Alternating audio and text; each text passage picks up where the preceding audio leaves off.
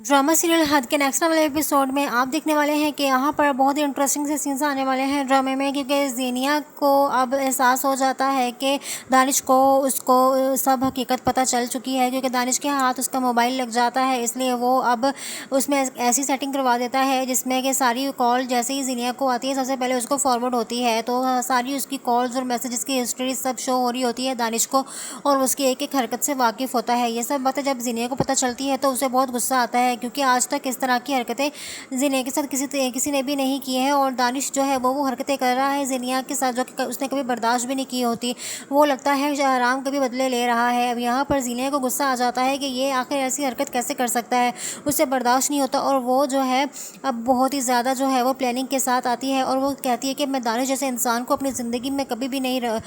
उसको जो है रखूँगी, क्योंकि अब तो वो उससे तलाक लेकर भी नहीं जा सकती, आखिर जाएगी भी तो कहाँ जाएगी, उसने यहीं पर रहना है। लेकिन वो दानिश को बर्दाश्त भी नहीं कर पा रही होती है, तो वो उसे गुस्सा आता है, वो दानिश के सर पर डंडा मार के जो है वो वहाँ से भाग जाती है। वो दानिश को जान से मारने की कोशिश करती है, क्योंकि ज़ीनिया को अपने गुस्से पे काबू नहीं होता है, और उसको ज़बरदस्त गुस्सा आया होता है दानिश पर। वो उसका दिल यही चाह रहा होता है कि उसके सर पर डंडा मारकर उसको जो है वो मार दे, इसीलिए वो चुपके से आती है, उसके हाथ में जो कुछ भी होता है उसके दानिश के सर पर मारती है, और पीछे दानिश के उसकी असिस्टेंट और उसकी दोस्त भी खड़ी होती है, वो ये सब कुछ देख लेती है। अब यहाँ पर